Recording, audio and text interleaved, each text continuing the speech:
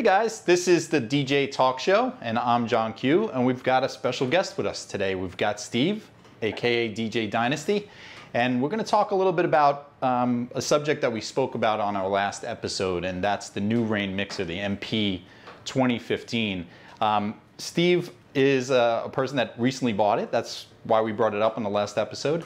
And we're just going to talk a little bit more about this mixer. It's a great piece, and I think we should focus a little bit more on it. And just like myself, Steve, and probably even longer than me, Steve has been playing on rotary mixers as well. Bozak, I believe you started with the Bozak. That was even before my time. And then we both played on the Rane, and then the Yuri, and then the Rane. The Yuri, and then the Rane, yeah. And then most recently this new version of Rane's mixer. So we just wanted to get a little bit of Steve's perspective on it. He's gotten it, not too long ago, so he's still getting used to it. But how do you like it compared to the mixers prior? The Uris and the Ranes, as far as the smoothness in the knobs and what have you. Okay, the smoothness in the knobs and the contour of the whole mix is the same. That's what I was very happy about, because in previous mixers that I might have come across, I've kind of mentioned to you, well, there's this funny slope that I'm not really liking. I would have noticed that right away when I went from the 2016 to the 2015 in the same day. I would have noticed. So it's definitely acceptable. They did a great job with that. Right. The sound quality of the mixer is very nice. For me, in my particular scenario, I'm in a small room, so it needed some toning down. Like most of the other mixes that I would put in there, I needed some toning down for my purposes. So coming from the 2016 to the 2015, the 2015 was like a brighter sound card. It's more powerful. Yeah, definitely. Yeah. It's definitely brighter. Yeah. Yeah. Awesome. Awesome. Yeah. Well, my experience with it, although it was short, when I was by your studio the other day, it's like I said, this is like the pinnacle of the studio setup. So it's a great piece. I touched on the input levels and tried to convey what you had mentioned and you were explaining with the input level and getting that right input level, especially for recording. And there's kind of a sweet spot there. Can you share a little bit more about that? Yeah, the mixer output level is solely what you're going to get into your recordings, 100%. That reason being is because when you're hooked up the way I am through a USB connection, it's seen as a sound card in your computer. So when you use your computer recording software, you're now selecting the Rane 2015. So it's a complete open connection. So the only control of what goes into there is your input level. Gotcha. So if you don't have it right, when you listen to your recordings, of course they'll sound, but you don't realize what you're missing until you kind of really adjust. Right. So just as a bit of a background, Steve used to play with Serato as his traditional DJ software, and now he's moved to Rekordbox. So for recording, he's recording with a software on his computer. So he's going right from the mixer to your computer and choosing that as the sound card, which is cool. Yeah, because it's a digital output, no digital to analog conversion needed, because it's a complete digital right into your recording. So there's just one less conversion. Sure. And there's enough of those that happen through the whole sequence of Sure. So with the 16 lights, I'm getting that right? So there's 16 lights per channel, and there's that sweet spot. And you were talking about the fact that within each light, there's a pretty wide range of volume. There is a big decibel difference within the same lights. That mostly being, you have your 10 plus 10 dB light, which is your full level output, and then just above that is your overload, or you're in your red. But within that one light, you got a 10 decibel difference. In other words, you can change your level 10 decibels and still be in the same light. Wow. So it takes some getting used to, and I've done so since, and I just realized, okay, well, within that one light, if I see my next overload light just tapping on, then I know I just come down. You can back off. And that's the way I do it.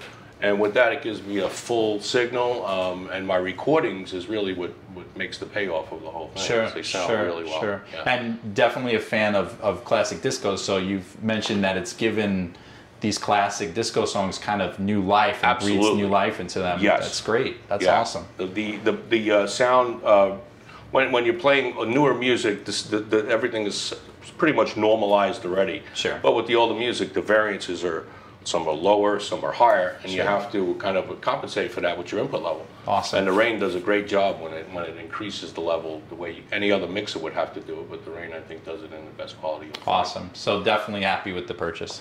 Yes, I am. Absolutely. Done. This is it. This is the pinnacle piece. I had an idea in the back of my head for some time, and one thing led to another, and sure enough, I got my set that I'm going to be comfortable with. Yeah, yeah. And it happened at the right time, right? So, bit of background, Steve and I know each other for, almost 25, 30 years now. So we know each other's equipment over the years, and we've shared many details over the years about equipment.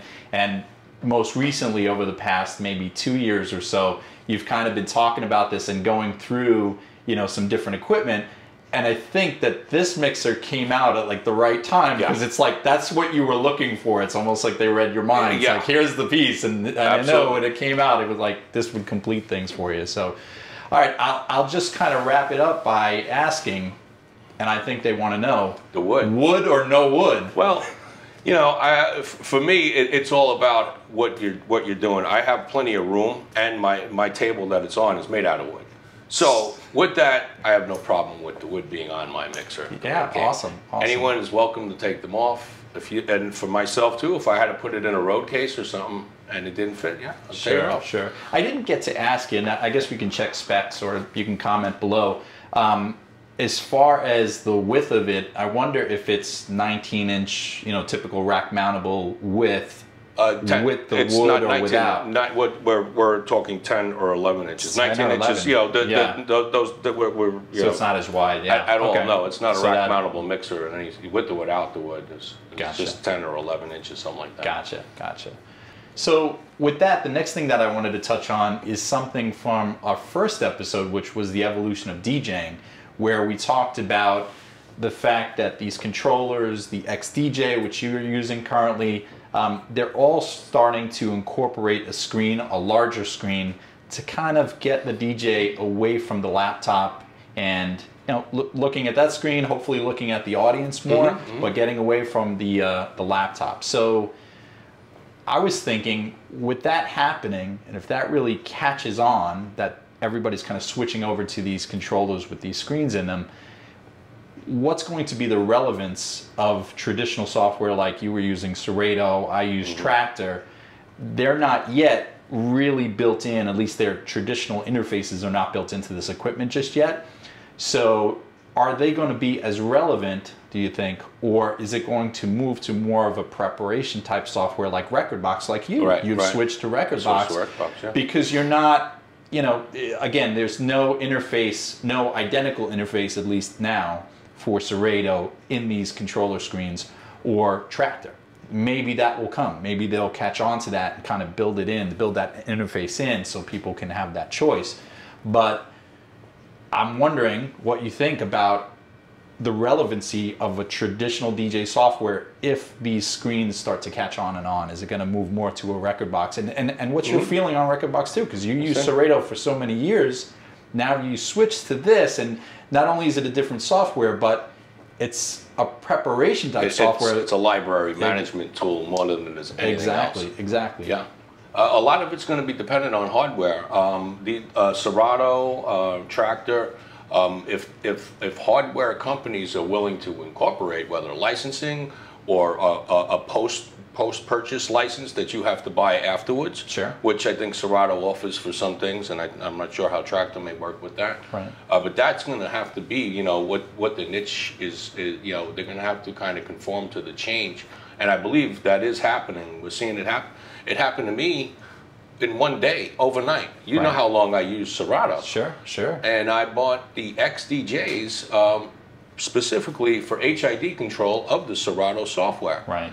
And I stumbled across Rekordbox in it, and I was like, all right, I tried the HID and I was satisfied. But when I started seeing the XDJ in particular, and how, when I seen it in reviews online, it looked nothing like what I was seeing on my screen. And it doesn't unlock the whole features that you can get out of a Pioneer device. Right. So overnight, it took me from something that I was on, and you know how you tried to talk me off Serato long enough. Don't hate me, Serato users. Sorry. I was one too. Yeah. But It happened to me, just simply evolution, and that's just a small example, and I think that's what's going to happen in the big picture over time, you know, and it's a matter of partnering with the right hardware providers. Now, Pioneer's got, you know, Rekordbox, and they're also a hardware provider, so I don't know how other companies... How is it going to play out? Yeah, there's a lot of business stuff involved in that. Sure, sure. But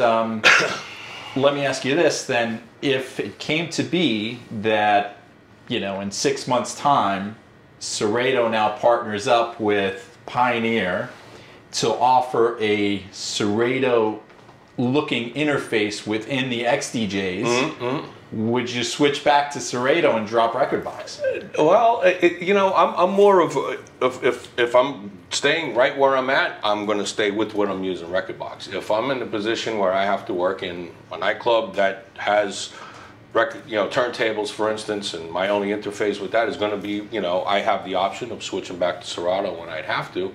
If I do a mobile gig, my controller that I have is Serato. Right. I would use it for that, you know. But if you had the choice? If I had the choice, it's a tough question to answer because it depends on the fitting. My choice is Rekordbox at home. I like the way it works. The library management is a lot friendlier to me because I get to use it on my desktop, and yet my players, you know, are, you know, reading files right from my desktop, which is pretty nice. That's with the ProLink that's available there. Sure. But you know, I like that very much. I found that the sound quality, at least to me, is more direct to get. I mean, we're playing from MP3s no matter what, but the most direct you can play from that MP3 versus going through more conversions at any time, I think, and is the end result of a better sound quality. Yeah, yeah, definitely. Yeah. Well, interesting. Again, we want to hear your comments. Leave your comments at the bottom of this video. You know, chime in. What's your thoughts? What's your thoughts on the Rane? What's your thoughts on the software? Again, the traditional type softwares versus something like a preparation software. I'll call it a preparation software like Rekordbox.